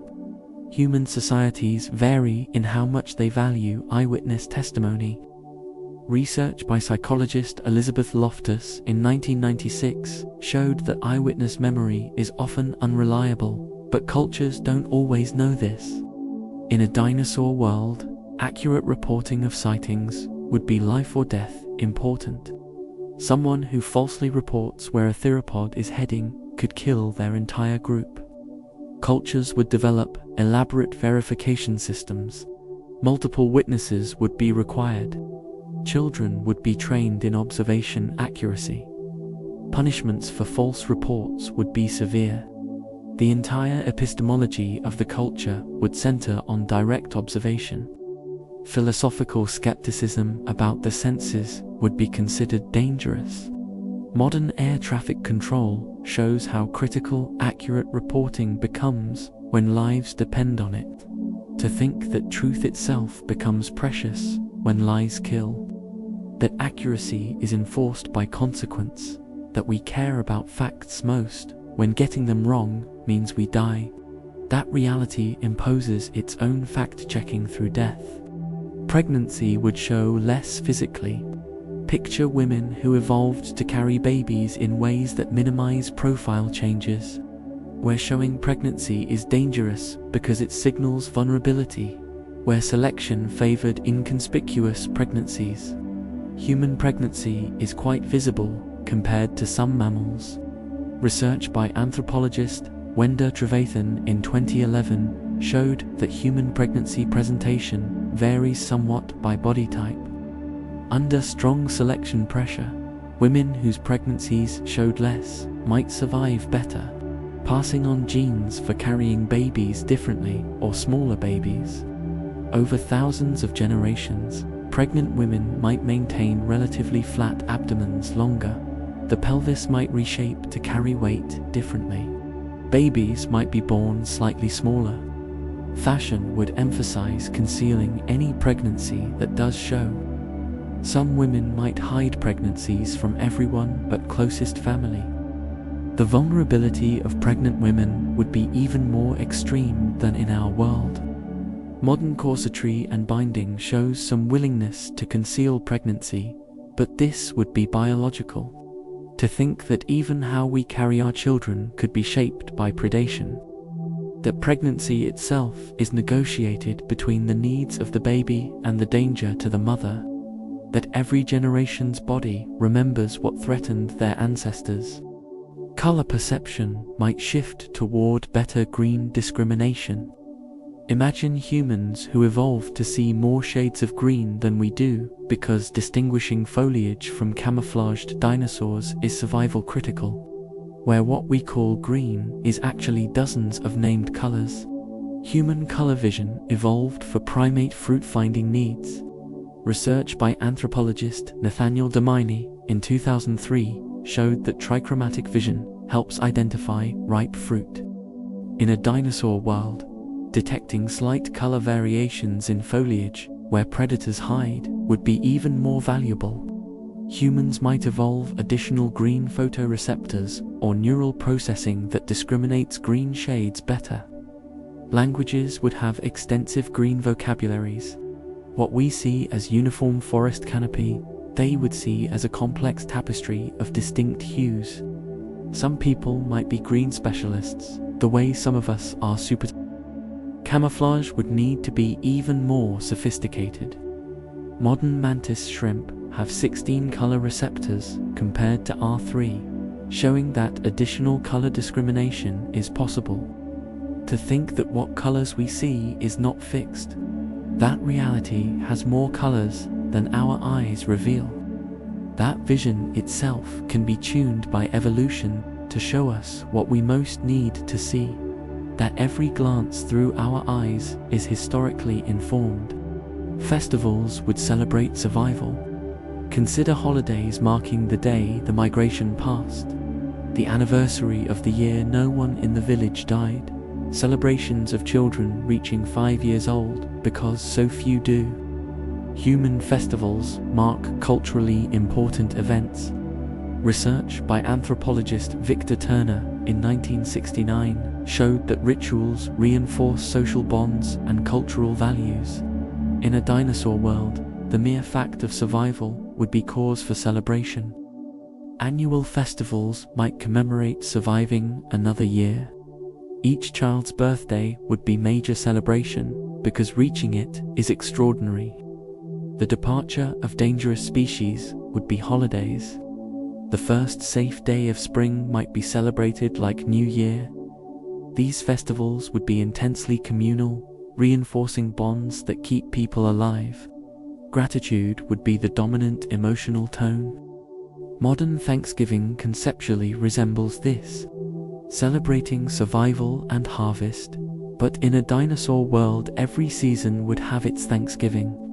To think that joy itself is contextual, that what we celebrate reveals what we value, that in a world where death is normal, life itself becomes the miracle worth marking, that survival is always worth a party when survival is never guaranteed. Mathematics would develop differently. Picture number systems that emphasize practical counting of threats and resources, where geometry focuses on sightlines and hiding spaces, where probability centers on survival odds rather than abstract games. Mathematics can develop along different paths depending on cultural needs.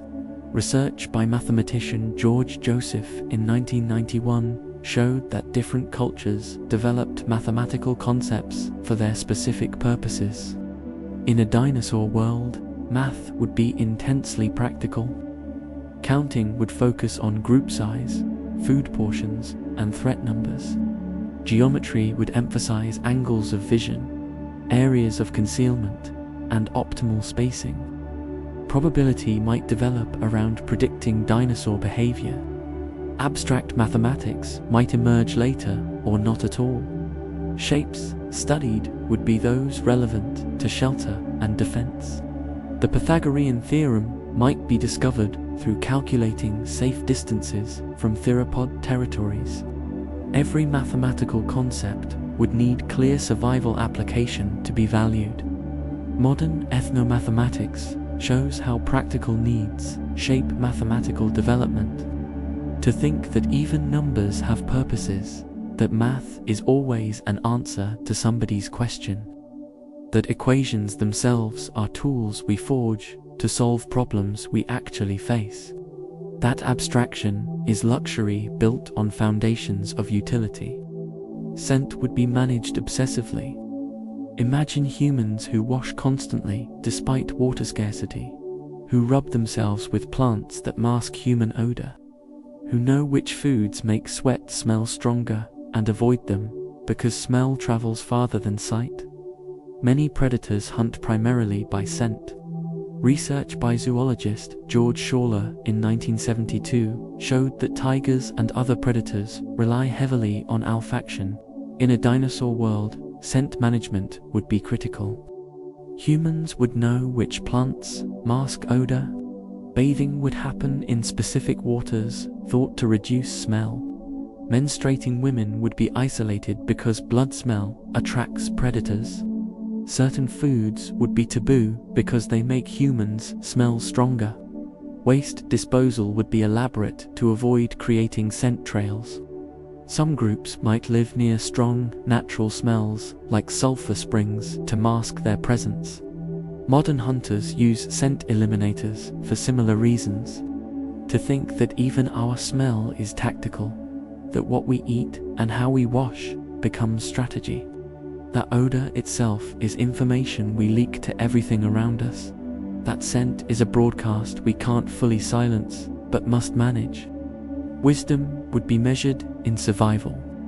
Consider cultures where the wisest person is simply the oldest survivor, where intelligence is defined as staying alive, where philosophical questions about meaning are seen as absurd when the meaning is obviously continuing to exist. Humans define wisdom variously across cultures. Research by psychologist Paul Boltz in 1990 proposed that wisdom involves expertise in the fundamental pragmatics of life. In a dinosaur world, this would be intensely literal. The person who has survived 40 years clearly knows something others don't. Their advice would be followed without question. Wisdom literature would be entirely practical. When to move, what to avoid, how to read signs. Abstract philosophy about purpose or ethics would seem pointless. The meaning of life would be to keep living. Intelligence divorced from survival would be considered useless or even harmful. Teachers would be the oldest members of society. Modern, extreme environments show similar practical wisdom emphasis. To think that wisdom itself is defined by context, that what counts as smart depends on what problems you face, that we call wise whatever thinking keeps us alive, that intelligence is measured by its outputs, and in a dangerous world, the output that matters is survival. Eye contact would be minimized.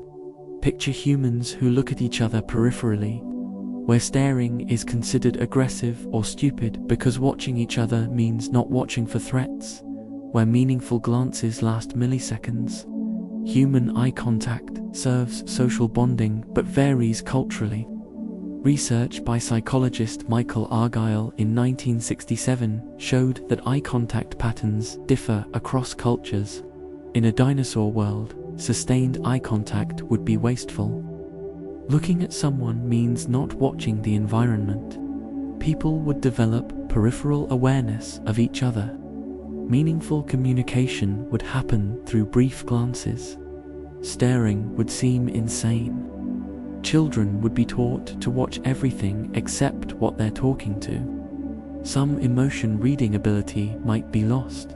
Social bonds would form through proximity and coordination rather than face-to-face interaction. People might face outward even while talking, creating circles that watch all directions. Modern soldiers on patrol show similar reduced eye contact. To think that even how we look at each other is negotiable, that eye contact itself is luxury. That connection sometimes means looking away together at the same threats. That love can be sitting back to back, watching opposite horizons. The concept of personal property would be minimal. Imagine societies where everything is shared because accumulating possessions is impossible, when you might need to flee at any moment, where status isn't shown through ownership because ownership itself is temporary. Human property concepts vary from communal to highly individualistic. Research by anthropologist Richard Lee in 1988 documented egalitarian sharing among Kalahari hunter-gatherers. In a dinosaur world, mobility would be essential. Anything you can't carry quickly is worthless. Heavy possessions would be liabilities. Food would be shared immediately because storage attracts scavengers, and there's no knowing who will kill the next meal. Tools would be minimal and communal. The idea of mine versus yours might barely exist. Theft wouldn't be a concept because exclusive ownership isn't a concept. Status would come from skills, knowledge, or courage rather than possessions. Modern nomadic peoples show this is viable. To think that ownership itself is conditional, that property depends on stability, that we only accumulate when we can stay still, that possessions require permanence, that in motion everything becomes temporary and therefore shareable, that materialism is a luxury of those who can afford to stay. Human bodies would bear more scars.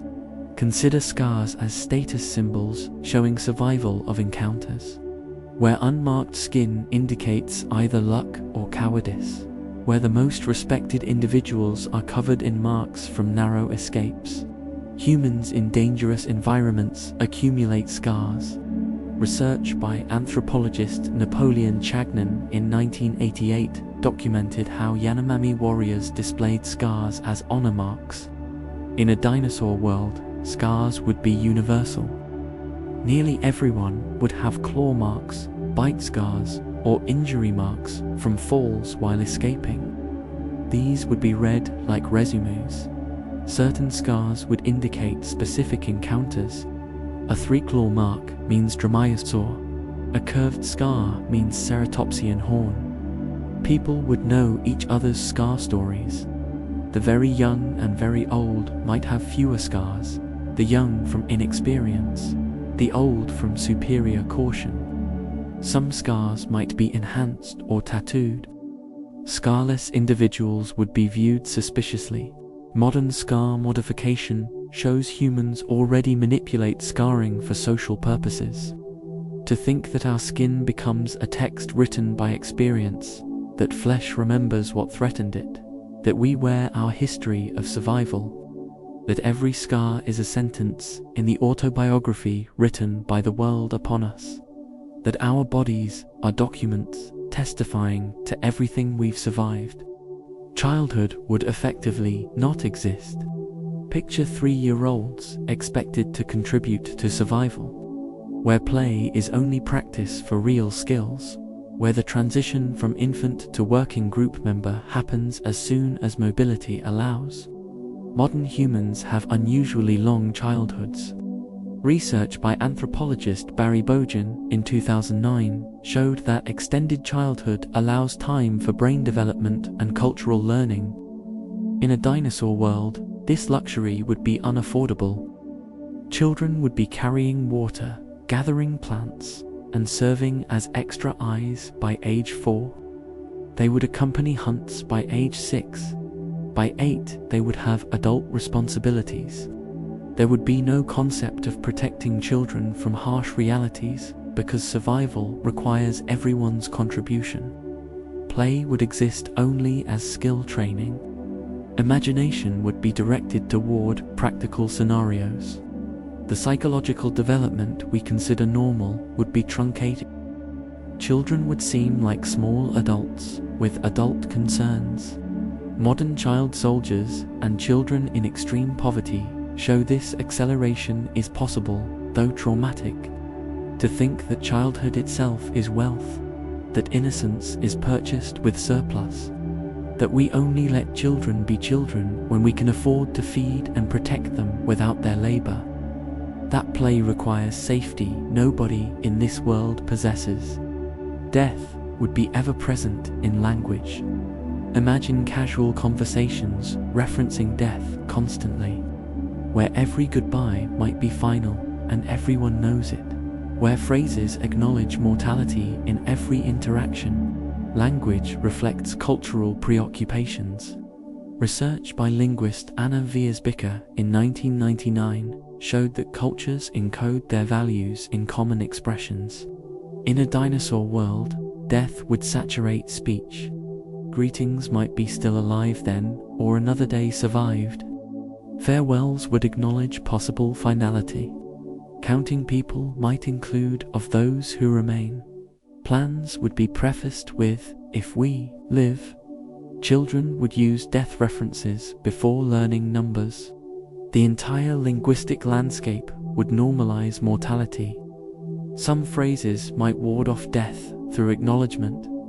Others might honor the recently deceased constantly. Death wouldn't be avoided in polite conversation, but would be its constant companion. Modern war zones show how proximity to death changes speech patterns.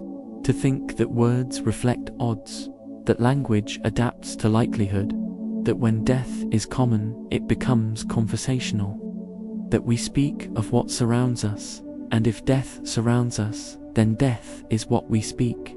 That vocabulary itself can be haunted. Fire maintenance would be a sacred duty. Consider cultures where the communal fire never goes out, where specific individuals have the sole responsibility of keeping flames alive, where fire tending is the most honored profession. Humans have maintained sacred fires in many cultures. Research by archaeologist Phyllis Corcuti in 1995 documented ancient hearths that burned continuously for generations. In a dinosaur world, fire would be even more critical as protection and tool. Starting fire from scratch is difficult and dangerous when it requires stillness and attention. Maintaining existing fire would be easier. Communities would assign firekeepers, feeding flames constantly. These individuals would be exempt from other duties. Fire going out would be catastrophic, requiring dangerous expeditions to reborrow it from other groups or risky attempts to recreate it. The firekeeper role would be sacred, passed down through families. Some cultures might worship fire itself. Moving camp would mean carefully transporting coals. Modern Olympic flame tradition echoes this firekeeping impulse. To think that flame itself can be heirloom, that fire can have continuity stretching back generations, that what burns today might be descendant of flames our ancestors lit, that light can be legacy passed hand to hand across centuries.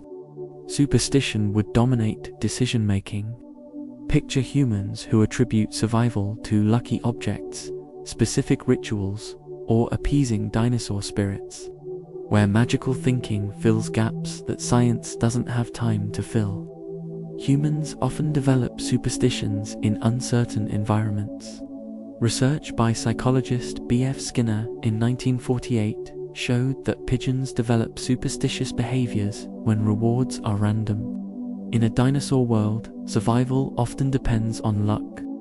Without understanding complex ecosystems, humans would attribute survival to whatever they happened to be doing when they survived. Rituals would proliferate. People might wear certain colors, perform dances, or make offerings. When someone survives, their behaviors become templates others copy. Science would develop slowly because superstition provides faster, if illusory, answers. Testing hypotheses is dangerous when experiments might kill you. Some superstitions might encode real patterns, but most would be noise. Leaders might be shamans who claim to read omens. Modern studies show superstition increases under stress and uncertainty.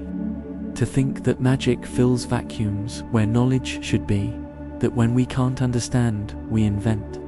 That superstition is how we pretend to control what we cannot.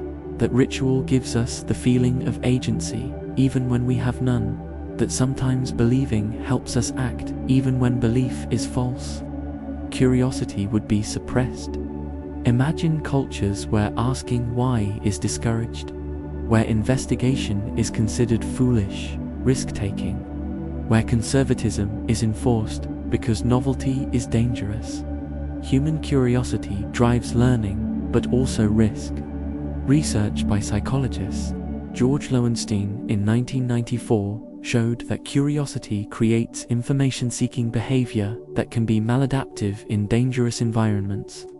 In a dinosaur world, curious people would die more often. Investigating strange sounds kills you. Exploring new areas kills you. Trying novel approaches kills you. Over time, cultures would select for and teach incuriosity. Children asking too many questions would be disciplined. The proper response to the unknown would be avoidance. Knowledge would be limited to what's necessary for survival. Scientific thinking would be almost impossible. Some individuals would still be curious, but they'd be outliers, possibly outcasts. Progress would be glacially slow. Modern risk-averse cultures show how curiosity can be culturally suppressed. To think that wonder itself can be dangerous, that asking questions costs lives, that ignorance is sometimes safer than knowledge, that not all worlds reward curiosity, that sometimes the cat's fate is the correct lesson, that survival sometimes means never wondering what's around the corner. Gratitude would be humanity's central emotion. Consider people who thank each other constantly for everything, where every meal, every safe night, every sunrise prompts expressions of thankfulness, where gratitude saturates existence. Gratitude has been studied as beneficial emotion. Research by psychologist Robert Emmons in 2003 showed that gratitude improves well-being. In a dinosaur world, gratitude would be involuntary and constant. Waking up alive prompts thanks. Receiving food prompts elaborate gratitude because someone risked their life obtaining it. Helping someone prompts thanks because they didn't have to help. Every positive interaction would be treated as gift because the alternative is always present. Cultures might develop complex gratitude rituals. Children would learn to thank before learning to speak. The most common words would be variations of thank you. Ingratitude would be the worst character flaw, suggesting someone doesn't understand how precarious everything is. Modern disaster survivors often report heightened gratitude. To think that thankfulness comes from recognizing contingency, that we're most grateful when we understand how easily we might have nothing, that gratitude is the emotional response to recognizing that good things didn't have to happen, that counting blessings becomes automatic when you understand clearly that blessings are exceptions, not rules. Human lifespan variance would be extreme. Picture some humans dying at 15 and others living to 45, where age at death is almost random, making life expectancy statistics meaningless and planning impossible. Life expectancy in stable populations clusters around a mean. Research by demographer James Vopel in 1998 showed that variance in lifespan reflects environmental stability. In a dinosaur world, death is so random that predicting lifespan is impossible. Genetic predisposition, intelligence, and caution help, but luck matters enormously. Twin siblings might die decades apart. Some families might have unusual longevity, others might be wiped out young. This variance would make age-based social roles difficult. You couldn't plan when I'm 30, I single quotes, LL ... double quotes, because you might not reach 30. Society couldn't organize around age cohorts because cohorts would be decimated unpredictably. Insurance and planning would be impossible. People would live more in the moment because the future is genuinely unknowable. Modern war zones show similar lifespan unpredictability. To think that even how long we live could be more variable, that lifespan is partly stable because our environment is partly stable, that in chaos our mortality becomes chaotic, that death's timing can be as random as dice when enough factors beyond our control determine it. Singing would be done quietly or not at all. Imagine a world nearly silent of human voice, except whispers, where the natural human urge to sing is suppressed so thoroughly that many never sing at all. Humans are musical species. Research by cognitive scientist Anirudh Patel in 2008 showed that musicality is human universal. In a dinosaur world, this would be suppressed by necessity. Singing attracts predators. Humming might be tolerated, if very quiet. Most music would be instrumental, and even that kept soft. Lullabies might be whispered or eliminated because crying babies are already dangerous enough without adding songs.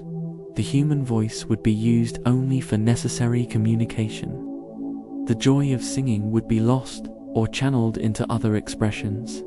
Some cultures might develop completely silent music using hand movements or dance.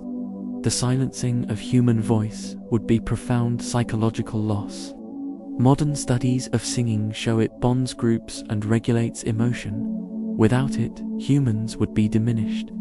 To think that even song requires permission from the world, that we only sing when we can afford to be heard, that music itself is negotiated with predators, that silence can be enforced so thoroughly that throat forgets what it could do, that some worlds are too dangerous for beauty that makes sound. Altruism would be both stronger and weaker. Consider humans who sacrifice readily for their immediate group but feel nothing for outsiders, where helping your tribe is instinctive but helping strangers is inconceivable. Altruism evolves through kin selection and reciprocal altruism. Research by evolutionary biologist Robert Trivers in 1971 showed that helping behavior evolves when it creates reciprocal benefits. In a dinosaur world, in-group altruism would be extreme because group survival requires it. People would die for group members without hesitation, but out-group altruism would be non-existent. Strangers might be threats, competing for scarce, safe spaces. There would be no concept of universal human rights or helping distant others. Moral circle would be tiny and tightly bounded. This combination of intense local altruism and complete outgroup indifference would seem contradictory to us, but would be perfectly adapted to their world. Modern experiments show people show more altruism toward in-group members, but this would be far more extreme.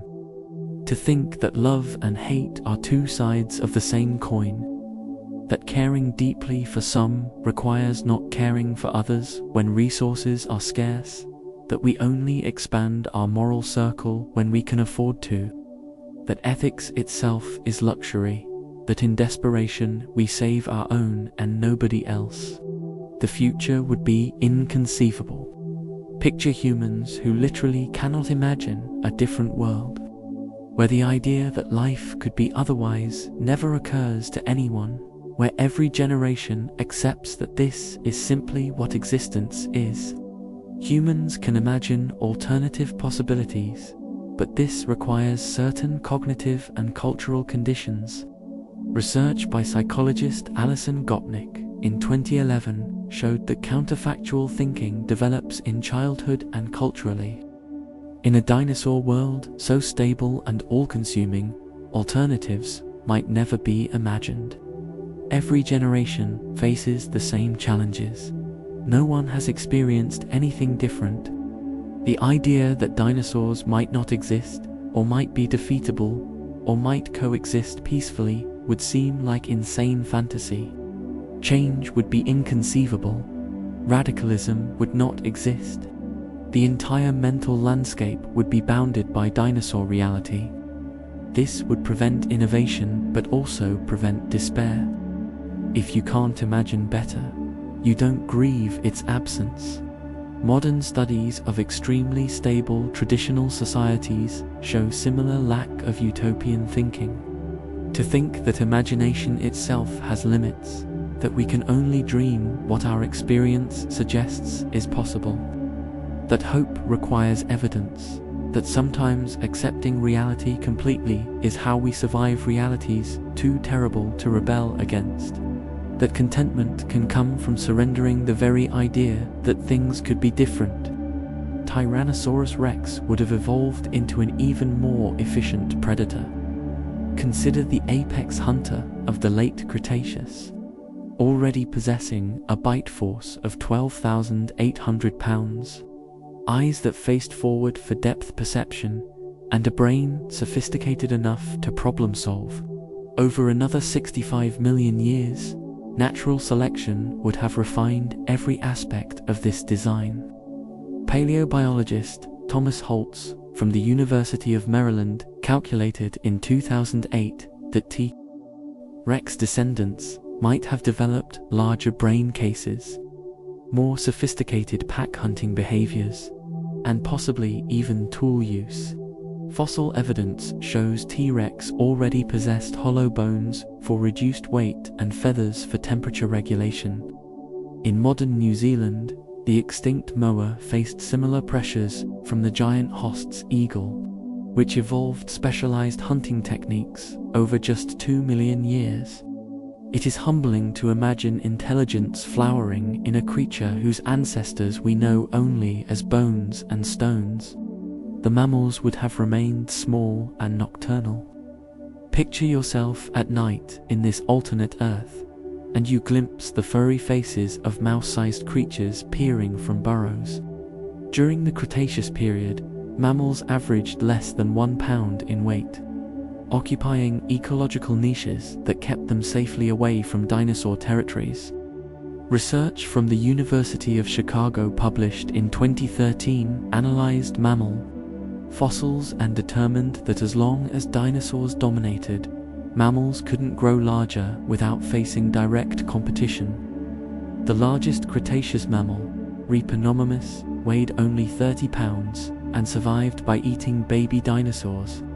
Modern shrews and opossums live similarly today, active in darkness when larger predators sleep. Without the extinction event, our entire mammalian lineage, including the branch that would lead to primates, would never have had space to expand.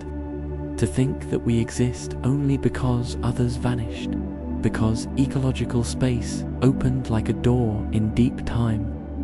Pterosaurs would have claimed the skies permanently.